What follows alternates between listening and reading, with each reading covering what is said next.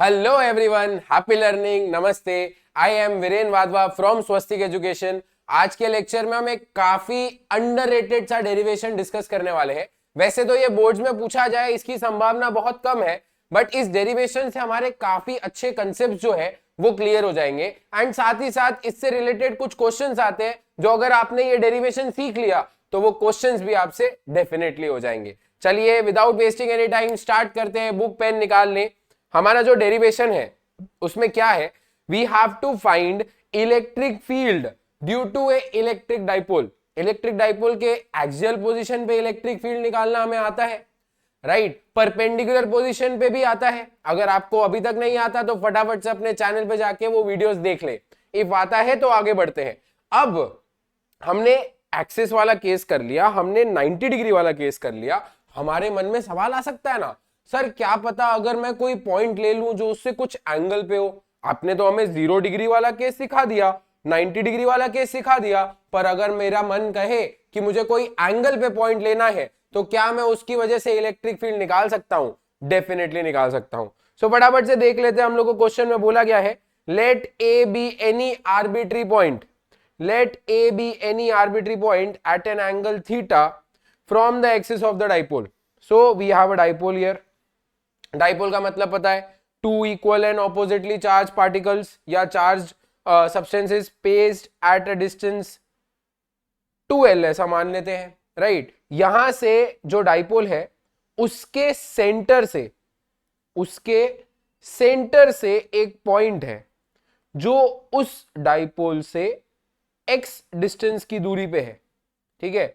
उस डाइपोल से x distance की दूरी पे है। सो अभी हमारा काम क्या है, कुछ पर्टिकुलर एंगल थीटा पे अगर मुझे इलेक्ट्रिक फील्ड कैलकुलेट करनी है तो मैं कैसे कर सकता हूं, राइट। अच्छा, हमें पता है डाइपोल का जो डायरेक्शन होता है वो -q से +q पे होता है। इलेक्ट्रिक फील्ड के डायरेक्शन के अपोजिट होता है कि नहीं। सो ये है मेरे डाइपोल मोमेंट का डायरेक्शन p। मैं क्या कर रहा हूं, मेरे डाइपोल मोमेंट के दो कंपोनेंट्स ले लेता हूं। लेट अस ब्रेक दीज, ये डाइपोल मोमेंट को हम दो पार्ट में ब्रेक कर रहे हैं। एक जो ये डाइपोल मोमेंट P है, इसका ये साइड वाला कंपोनेंट जो थीटा के बाजू में होगा। थीटा के बाजू वाले कंपोनेंट को अपने क्या कहते हैं, P cos थीटा कहते हैं, बराबर बात है। और एक और कंपोनेंट ले लिया मैंने डाइपोल का जो थीटा से दूर होगा, जिसका नाम है P sin theta. I guess सबको क्लियर है। देखो पॉइंट मेरा ये A है, बराबर बात है। And this is our dipole जिसका नाम है P cos थीटा। इससे परपेंडिकुलर एक और डाइपोल है जो है हमारा P sin थीटा, राइट। सो अब इस फिगर को हम लोगों ने, या ये हमारे जो डाइपोल है, इसको दो कंपोनेंट्स में ब्रेक कर लिया है। अब हम लोग है ना क्या करेंगे, इसको दो टुकड़ों में बांट देते हैं टू अंडरस्टैंड परफेक्टली, ठीक है। अच्छा, ये जो क्वेश्चन है या ये जो डेरिवेशन है, इसमें ये कंडीशन है कि जो मेरा x है वो ग्रेटर देन L है, बराबर, ठीक है। चलो अब है ना, इसको हम लोग दो टुकड़ों में विजुअलाइज करने वाले हैं। देखो सबसे पहले ये जो लाइन है, ये डाइपोल और ये पॉइंट, क्या मैं ऐसा बोल सकता हूं, ऐसा अज्यूम करो कि हमारे जो डाइपोल है उसको हमने दो टुकड़ों में तोड़ दिया, एक P cos थीटा वाला और एक P sin थीटा वाला, बराबर। अब ये जो P cos थीटा वाला कंपोनेंट है, ये जो P cos थीटा वाला कंपोनेंट है, इसके एक्सिस पे बिलोंग करता है ये पॉइंट, है कि नहीं।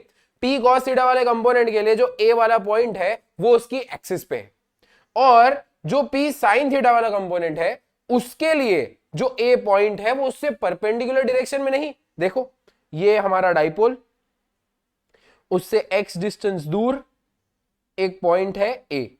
सो जो ये नीचे वाला डाइपोल है P sin थीटा वाला, उसके लिए जो A वाला पॉइंट है वो उसके परपेंडिकुलर पे दिख रहा है, समझ आ रहा है, बराबर। सो हम लोग दो पार्ट्स में विजुअलाइज कर रहे हैं, एक एक्सियल पोजीशन वाला डाइपोल है और एक बाइसेक्टर वाला पोजीशन वाला डाइपोल है, नॉर्मल पोजीशन वाला डाइपोल है, इक्वेटोरियल लाइन वाला डाइपोल है, बराबर, ठीक है।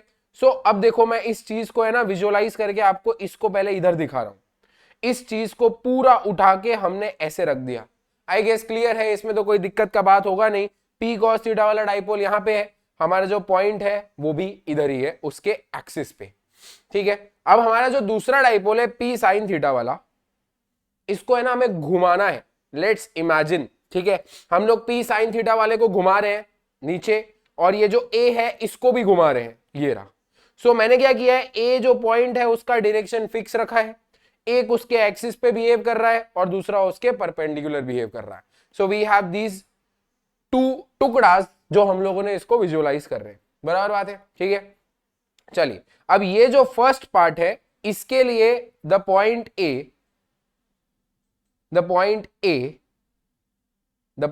ए बिलोंग्स टू या is at axial position of p cos theta, है ना, is at axial position, and the point A is at equatorial position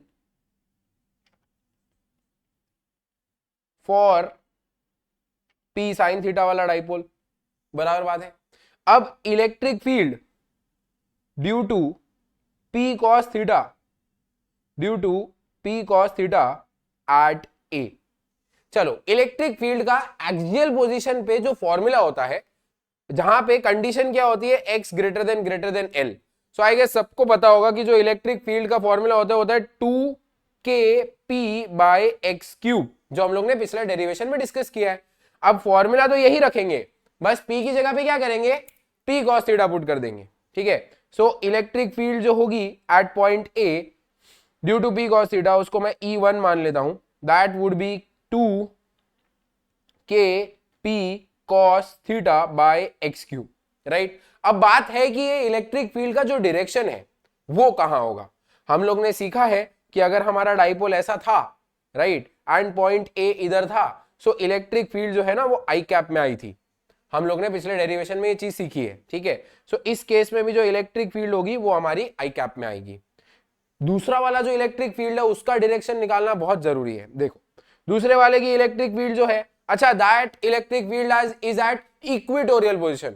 equatorial position पे इलेक्ट्रिक फील्ड का फॉर्मूला क्या होता है, बोलो बोलो, kp/x³ होता है. राइट. सो हम लोग यही फॉर्मूला लगाएंगे. k p की जगह पे हम क्या लिखेंगे, जैसे इधर p cos थीटा लिखा था तो इधर अपने क्या लिखेंगे, p sin theta by x³.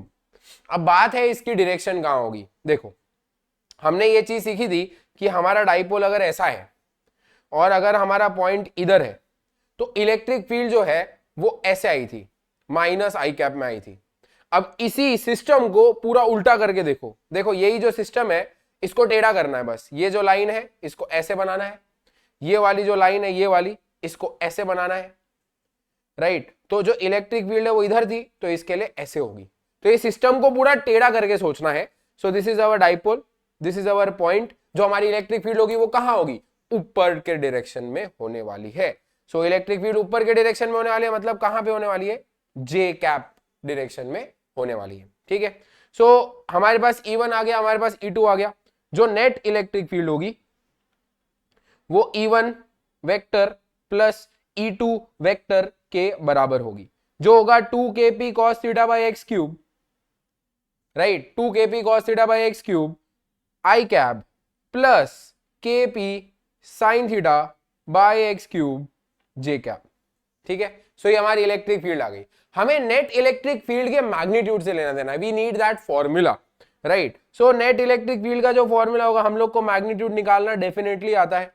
Root के अंदर आई कैप के साथ जो चीज लिखी है उसका स्क्वायर और जे कैप के साथ जो चीज लिखी है उसका स्क्वायर. तो चलो 2 का स्क्वायर बताओ 4, k का square k square, p square cos square theta upon ये जो x³ है इसका स्क्वायर करेंगे सो x की पावर 6 आ जाएगा. ठीक है. एंड इधर भी हम लोग वही सेम फॉर्मूला लगाएंगे, स्क्वायर करेंगे k square p square sine square theta upon x³ का स्क्वायर x की पावर 6.